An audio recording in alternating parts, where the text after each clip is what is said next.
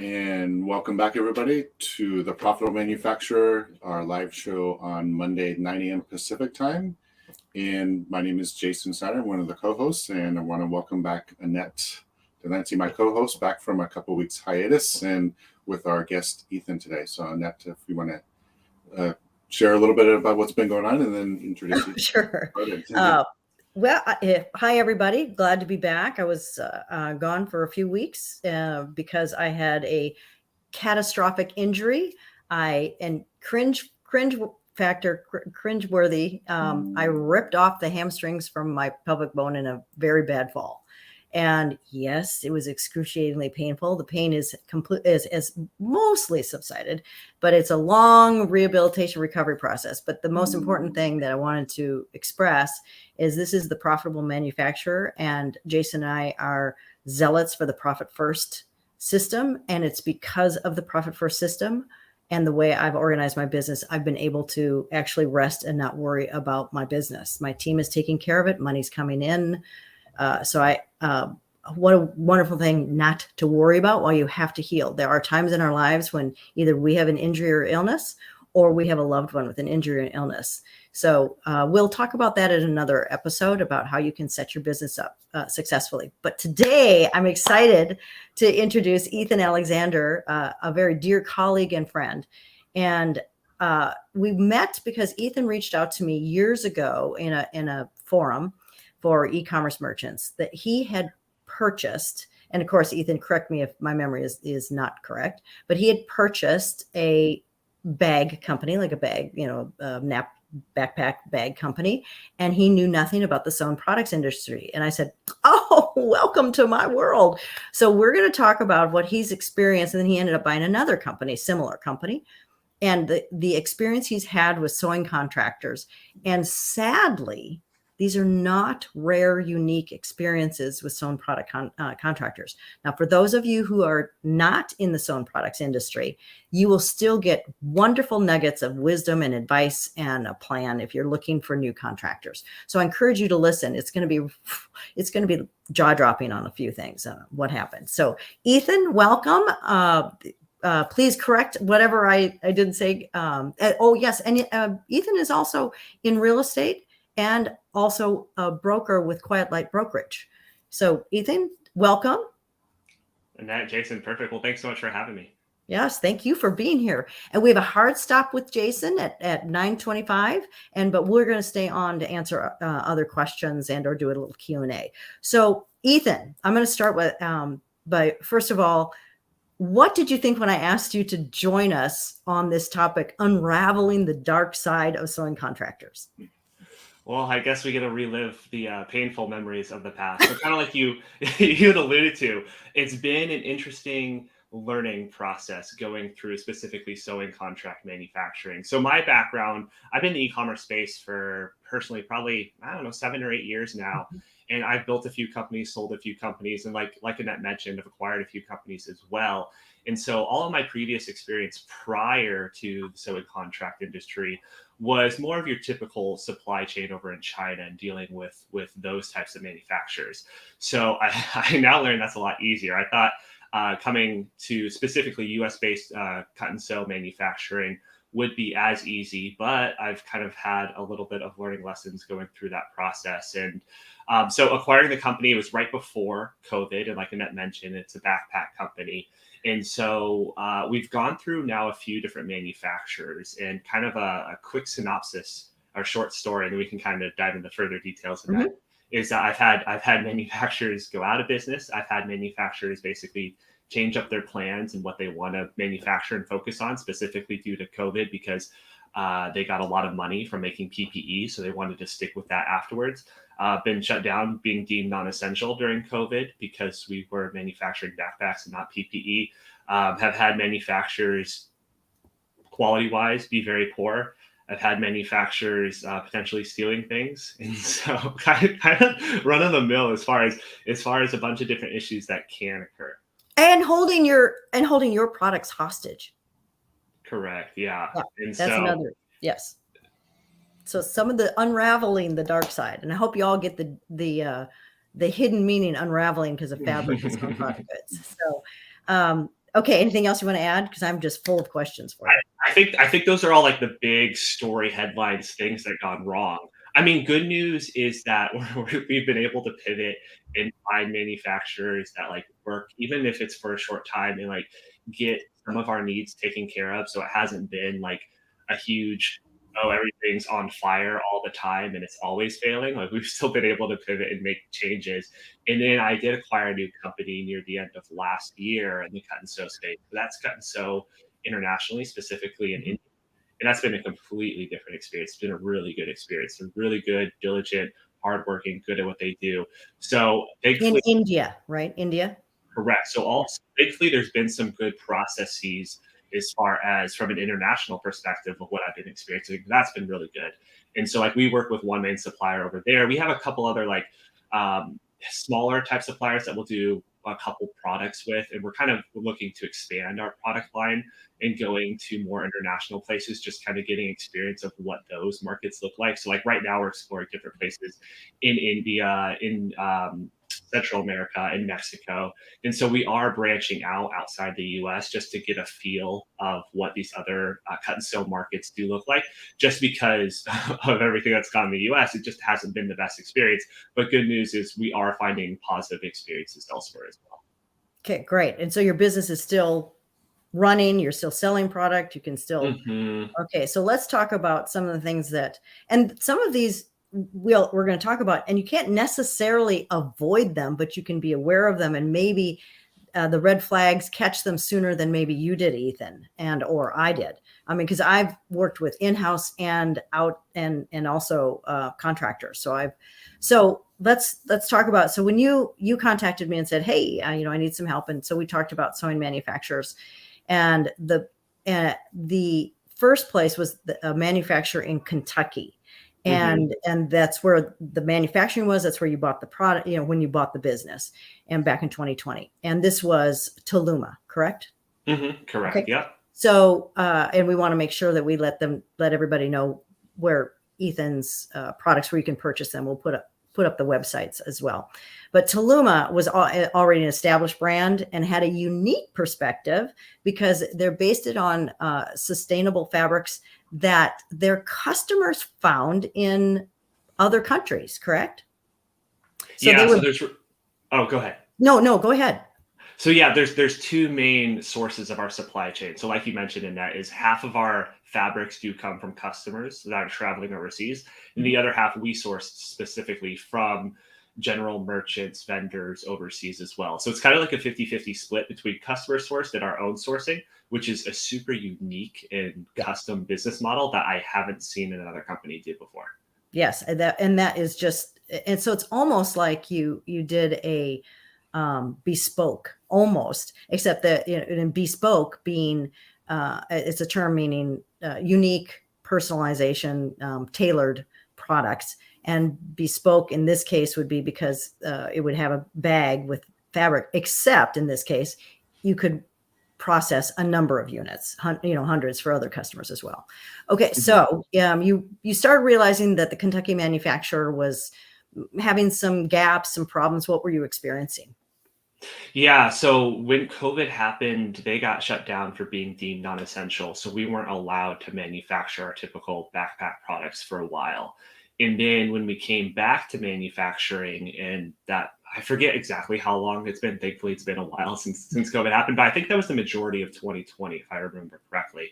And then when we came back and got ready for manufacturing, I personally think they were very used to PPE and the ease of masks and what they were producing, that our backpacks are more complex than a mask. And so our prices jumped overnight, almost like by, I think it was like 50% or, something Wow. super large and out of control that didn't make any sense, just because I think they were used to a little bit easier of work and expected that to continue moving forward. And so it was at that point in time, and quality was also going down, what I was noticing and what they were doing. Responsiveness was getting worse and worse.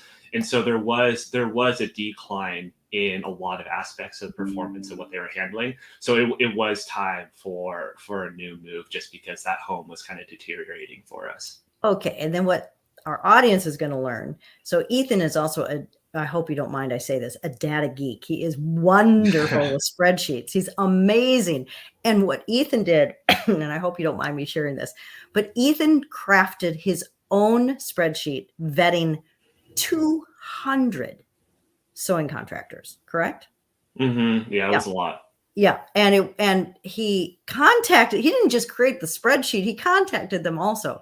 You also, and then just, I want to make sure I'm very respectful of our time. We only have about 15 minutes maybe. So I want to make sure that we get to the meat of some of the issues. But so tell me some of the things that you didn't receive calls, blah, blah, blah. Tell me some of that. And then we'll go into when you and I visited some sewing contractors together. Yeah, and so like I came prepared with those contractors with a list of questions just to kind of vet them out first, and then if things got better, kind of go further and further down the process. And so, I mean, most of the initial questions were, hey, were they even a fit for the product? Were they comfortable with doing something like this? Have they done something like this in the past?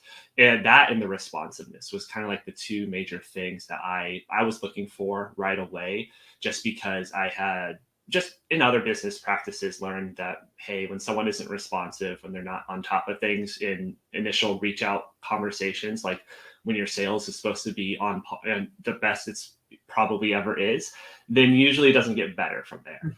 And so that for me was a big factor, just kind of seeing how long they would take to respond, how detailed their answers were, how easy it was to schedule a call with them, just kind of like those easy hurdles. I say it's easy to do, but not a lot of people do it. So the people that do stand out.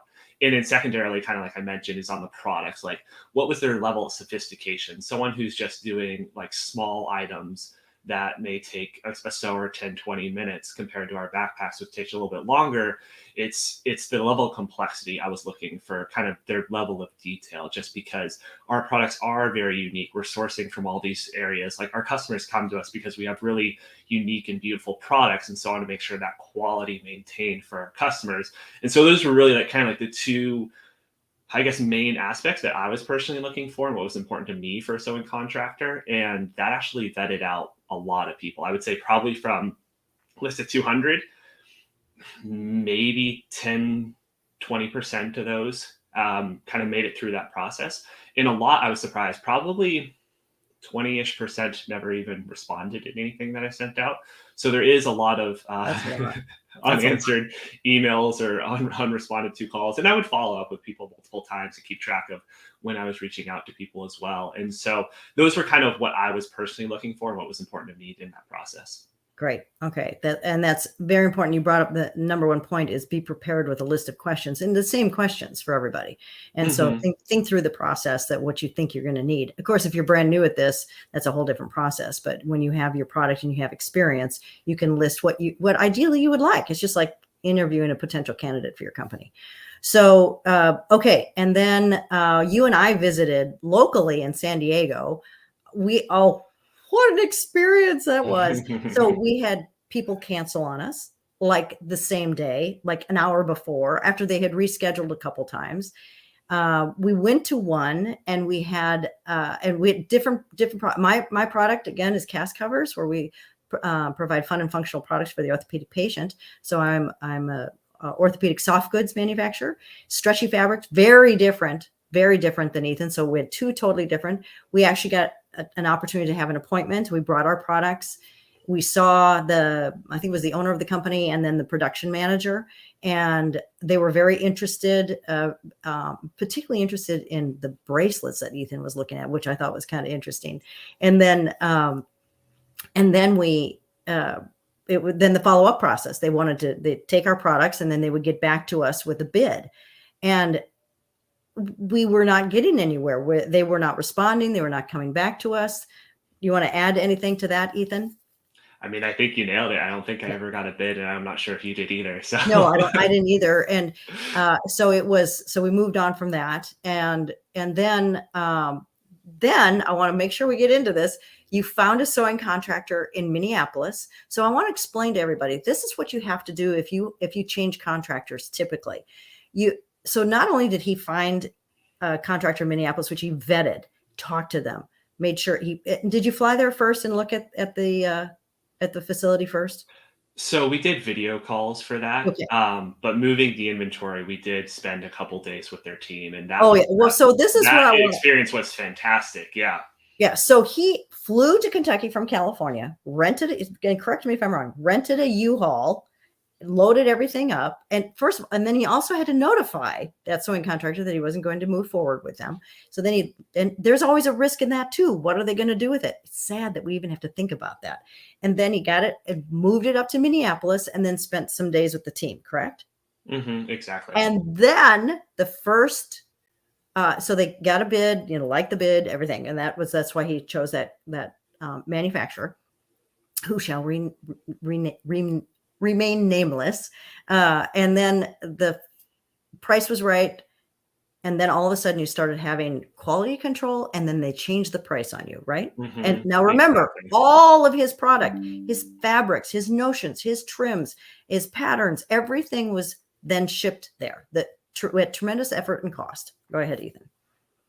Yeah, and so I mean, the entire vetting process they went through, they aced it. They were on top of everything. They were a really large manufacturer, and so they were used to really large clients.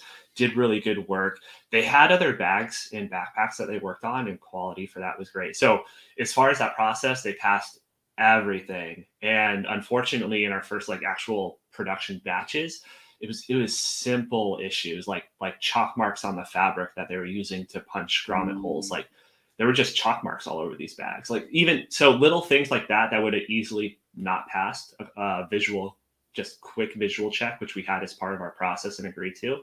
And so, thankfully, we checked everything. We did 100% visual inspection on those batches. So thankfully, we caught and fixed everything before sending any product to customer, which would have been a nightmare if we didn't. Mhm. But then, we had those same issues with the next batch. And then kind of after that, I think they increased prices on us by, it was a factor of like 2 or 2.5, something absurd where Mhm. we wouldn't make any money on the product if we were if we were to So go I above want to that. interject right here. This is the exact Mhm. same experience I had with my sewing contractors. Once you got everything there and they did it, and they did like a first run, then they would come back to you and say, and I'm sorry, but this happens way too often in the sewing projects. Your stuff is there. It's an effort to get everything there. And then they say, "Oh, you know what? We got to increase these prices. We didn't realize this." And this happens so often. And it's not just with Ethan and my experience. This is other people that I have talked to as well. And so then you must have been, and I want to make sure we get to the next part of your Minneapolis story. So go ahead. And so, we tried working with them. Great, great people. Specifically the sales rep that we were working with, he's such a nice guy that I have a hard time like faulting him. I think it was just internally operations. They just weren't in sync in that. And they were working with really large accounts. And so we as a business, we could bring them 6 figures worth of business a year, but I think had a lot of clients who were bringing them 7 figures worth of manufacturing business a year, or even more 8 figures. And so because of that, I don't think we were much of a priority in their eyes. And so then we moved to a recommendation based off of theirs, who they had worked with and spoke really highly of, in regards to someone they also worked locally. So we did another move. Thankfully, they handled all of that. They responded really well as far as like fixing the situation. And so we got their help. They were very professional with that. And we moved to this other manufacturer, and in very similar process where we got a bid, started production run, got price increase requests, and passed it off to a subcontractor of theirs, where we went through that exact same thing, and it bounced around to a new owner of the original manufacturer, and that exact same thing happened again. So, so I learned during this entire process, contracts are very important for these bids, for figuring out what's going to happen after a few production batches. Just because I'm learning it's very common for these prices to change relatively quickly. Because going back to previous experiences with China, price increases over 2 months would never happen. Like, sure, if we're working together for a couple years, or something drastically changes, sure, and that's reasonable. But like every couple of months isn't. And so that was kind of a hard learning lesson that I unfortunately went through many times before learning how to appropriately approach these situations. Yeah, and Ethan also experienced, and I'd love to have you chat briefly about that, is that to get your goods shipped back to you was like hitting your head against a wall, and they were not receptive. They actually ignored you, avoided you, and when you finally did get the product, a substantial amount of product was missing. Yeah, exactly. So you said that all very well. And so like that was an unfortunate, also a new experience as part of this process, because everything prior to that, all the like moves before, everything was fine. We were able Mhm. to get everything we needed. And, we keep track of all of our materials. We buy raw, so we have raw components as well as finished goods. And so we keep track of that. And that's been fine as far as the manufacturers not having a lot of things go missing. But like that experience, we did have a lot missing, and so Yeah, and we're actually and still in in the essence, process of figuring yeah, figuring they that out. Yeah. stole a significant portion of your notions and trims and other fabrics. Hmm. Yeah, and you only got certain elements of your fabrics. So Exactly. and Yeah. and then it becomes a he said, she said. And if you recall, Ethan said you went from this manufacturer, this sub to this sub. And so it's and so these are some I wanted to highlight the dark side of sewn products manufacturing. Jason, before Ethan has to jump off, do you have any questions? You've been smiling. I've been watching Jason. He's been smiling when he's been hearing your trials and travails about it. Is this a funny story for you, Jason? More like shaking my head is like you hear stories in other industries and niches and things, and unfortunately, some of these practices seem to cross those other industries and niches too. So, yeah, unfortunately, you hear some stories like that as well.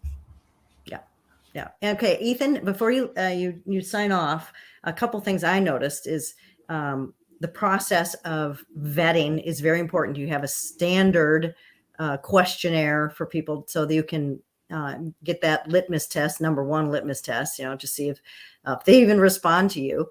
And then it's also something to think about when you're manufacturing anything. A complex product takes more time, more effort, more money, typically more opportunity for problems to occur. So I always encourage when I talk to people, particularly in the sewn products, anything you can do to simplify it and or streamline it is better. I also, the quality control, as Ethan mentioned, is part of the process. And as he mentioned, like the chalk marks are still there, he should never have received those. And so that means somebody was not doing the visual check. And the horror of sending those out to customers, Right. horror because of all the returns and unhappy customers.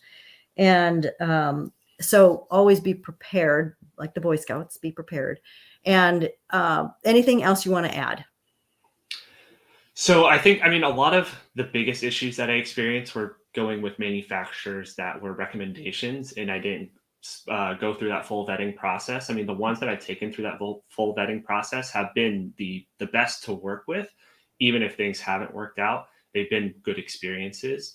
And so that was also kind of another learning lesson through this process, is that, they were recommended by someone who I trusted and I assumed would be good, but I didn't take them through that full vetting process like I probably should have.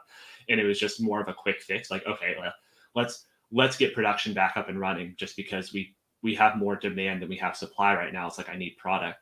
And so that was that in contrast were kind of two big takeaways going through this entire experience.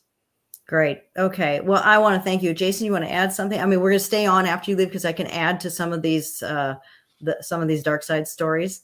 But Jason, anything you want to add before Ethan jumps off? Nothing to add to the like I said, listening to the stories. It's reminds us all to have our processes and our systems of making sure that our business, our model, our values, the quality, all those things are taken into account as we evaluate, suppliers and other things in our businesses. So. Great, thank you. And Ethan, anything you want to tell our listeners, our viewers? Listen to Annette. She's a wealth of knowledge and has helped me tremendously in a lot of issues. So you guys are in great hands.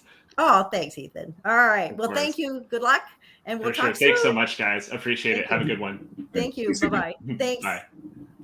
Okay, gang, I want to tell you about some of my stories. So I had, as I mentioned, that one where they got everything. And now this is, I was in Northern California and this sewing contractor was Southern California. So it's a lot easier to drive down with a pickup truck or a U-Haul and take things away. That's when I made the decision to go in-house because I was just having so many production problems and issues. And I talked to many other players and not players, but other merchants, other manufacturers that were having issues with their sewing contractors. And so I went in-house, and the only other, the weighing balance factor I had for that is that I had employees versus contractors. And that just brings on a different host of issues or problems but nothing compared to what I experienced with outside manufacturing. I am in the works of something exciting that I'll announce later about sewing contracting for sewing products industry. That's down the road. I had to put that aside because of my injury right now. But so some of this could be easily rectified with a couple things. So let me tell you about a couple other sewing contractor issues I had. So I had a sewing contractor down here in San Diego at the very beginning of my business, which is cast covers. And this is so important about the questions to ask. And that's why I kind of asked Ethan to keep talking about that. So I was brand new. My product was brand new. And I make covers for casts, braces, splints, slings, boots, that type of thing. And my flagship products are made out of Lycra, stretchy material. So they can stretch over the bumps and weirdnesses of casts and braces and things like that. Arms, legs, whatever it is. It's not my flagship product. And yes, I'm a customer of my own products right now because I've got crutches and walkers. So but I said, okay, I want to have this. I had the pattern marking and grading, and I gave it to the contractor, and she was a very successful sewing contractor down here near the border. And I really enjoyed her, really liked her. Her mother was part of the business too. And so one time I came back and I visited her maybe 4 months into it. And she had to step off, and I'm just looking at her factory. And this is before I really had any internal. I had a sewist that was kind of part-time for me, but this is just, the business was just getting started. And I'm looking at, and she made tattoo sleeves, covers for when you have really tatted arms and the businesses want you to cover it up. And so she was making those, which is basically the same product as my product. And so I was looking at it, and I noticed it did not have elastic. I had elastic in my arms products and my legs products, but at the hand, and then also at the forearm or the bicep to just secure it. And she didn't have that for her. So I asked her, and we had the advantage that our product also caught on the cast, so it didn't slip down. So I asked her, oh, wow, you don't have any elastic in your product. And it's basically the same thing, same thumb hole, basically. And she said, yeah, we don't need it. I said, well, what do you use? How do you use that? And she said, oh, it's a specialized machine. It's called a cover stitch, which I knew cover stitches, but I knew it on a personal basis, making products for my own self and my family. And I said, you're kidding. I said, why didn't you suggest that for me 4 months ago, thousands of units earlier? And she said, well, you didn't ask. And of course, this just frosted me. It was just, I just stood there. I couldn't believe she actually said that. But it was an amazing learning experience for me, because since then, for 14 years, any chance I get, I tell somebody who's in the sewing products industry or any manufacturing, ask the person that you're talking to this number one question. If your son or daughter, get to know them first. Do they have children, or do they have an adoring aunt or a mother or something, some uncle or something, somebody that they adore in their family, best friend? Get to know them first, get a little bit of personal background. And then you ask, if your son or daughter, your adoring aunt, whatever, wanted to make this product, how would you make it? What would you recommend? That has saved so many of my clients heartache, expense, and the what the factor. It's just why. And sewing contractors are notorious for not suggesting other alternatives. And that is part of the issue with sewing contractors.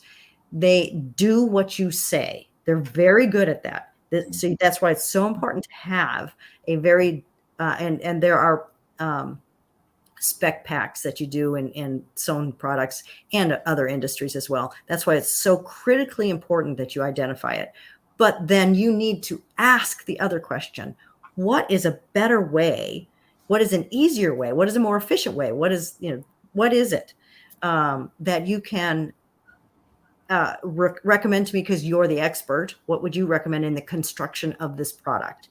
And that has really worked very well. So that's another question you would want to ask. The other one would be fabric sourcing.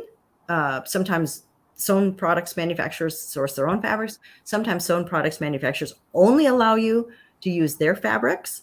So you want to ask that. Do you allow? It depends on what your needs are. So there are a lot of different variables about that. And then another horror story I had is, and this is kind of in the product sourcing, but it's still the same thing.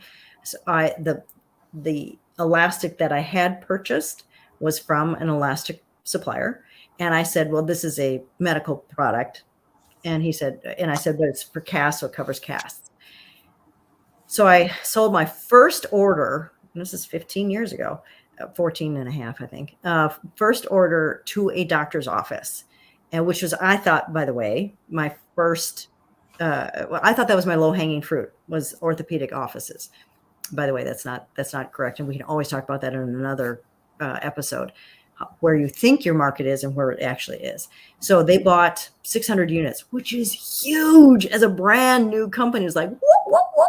Mm-hmm. And so I don't know, maybe a couple of weeks after they received it, I received a phone call from the office manager. And she said, "By the way, are these latex free?"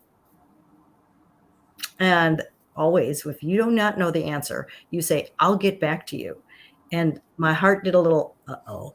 So I called I knew the fabric was, the Lycra stretch fabric was definitely latex free, but I did not know if the elastic. So I called my elastic supplier and I said, "Are these latex free?" "Oh, no, I didn't know. You bought the latex." And I said, "I said it was a medical product." And he said, "Well, you didn't ask." Again, there's that, you didn't ask. Well, and when you're brand spanking new, you don't even know what to ask.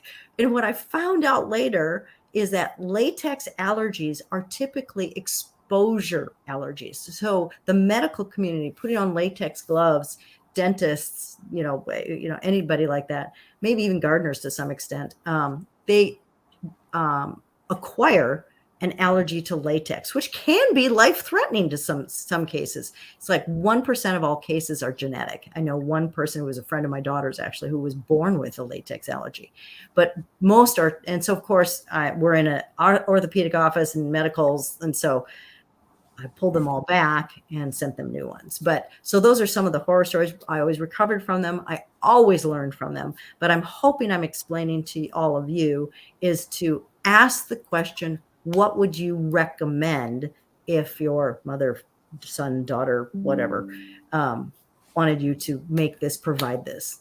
And so hopefully that was helpful. And anything you want to ask me, Jason? Yeah, I was thinking about, as you were describing this is my experience when I was in China doing sourcing and also worked for a factory there in China, that you described very accurately what sourcing from China was, where you have to be very clear and communicate exactly what you need. If there's any ambiguity, they're going to take the less costly route. Mm-hmm. And me as a business owner, I would probably do the same thing. If it wasn't clear, to me, it would be, hey, it's not important to you to give me that direction, then yeah, you've left it up to me, because I'm going to assume that you know what you're asking for and you've gone through that process. Excellent point, Jason. Very good. Yeah. And unless they told me, hey, I'm brand new to this, what do you recommend? Like that's a really good question. but they're going to assume, especially on the bigger company side, or somebody who looks like they've been in business for a period of time, I'm not going to waste their time asking them a bunch of detailed questions when they've likely already addressed those, and we're going to make the assumption that that's not important to them, so they're leaving it up to our expertise. And that's the viewpoint all of the factories that I dealt with when I was in China would take. Yes, there was and I'll say nefarious, or the people who are trying to take advantage, but I don't think that is any more prevalent in my experience than anywhere else in the world either. It's really up to you, the business owner, the company who's selling the products, the manufacturer contract, that you make it clear to your supplier what you really need. Mm-hmm. And if you don't document it or you don't communicate to that, you just need to expect that it's going to be to their benefit. They're going to lower the cost of it, because that's really what they're trying to do, so that they can capture profit there as well. So it's I was just, while we were listening to it, reminding me of my experience.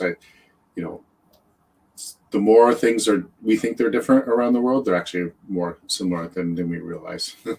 That's a great point. The other thing is, it's, if you can, any chance you can, visit the contract manufacturer a couple times a year. Find out how they do it. Find the people that they work for, that work for the sewing contractor, and recognize that they're human beings and they're doing their best job. And be kind to them. If you can buy lunch, always ask the boss, of course. Buy lunch. Send little notes or something once a month to the team, because they're the forgotten people, and they really aren't, because they're the ones that are producing your product.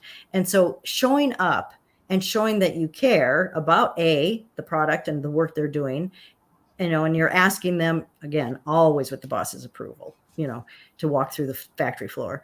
And this is what I did with some of my sewing contractors, is just finding out a little bit about them and, getting more experience. The more you know about the process, the better you're going to be able to articulate what your needs are too. So it's just a great business practice. And if ideally, if you can do it overseas, onshore, offshore, near shore, if you can do it at least twice a year, it's a good idea.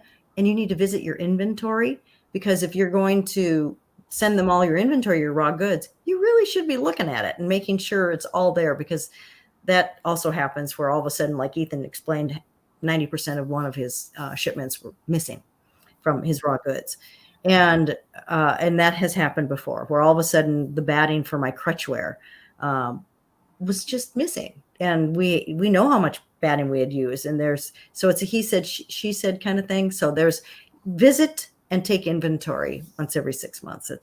Ideally, your CPA would probably tell you once a month, but that's unrealistic for many times. So at least twice a year. So hopefully that was helpful. Hopefully all of this was helpful. Yep. And I'll add on to that, the part about visiting. Again, my experience was directly more on the China side, but I think this pertains everywhere in the world. Relationships matter. They're even more important there. And I know for a fact that buyers who would visit the factory there got preferential treatment, would be the right word, but they got solutions when problems came up, because the relationship was there. It's like, as the factory owner, me having been on the other side of, we would prioritize the people that would show up and come and visit, because we knew they cared.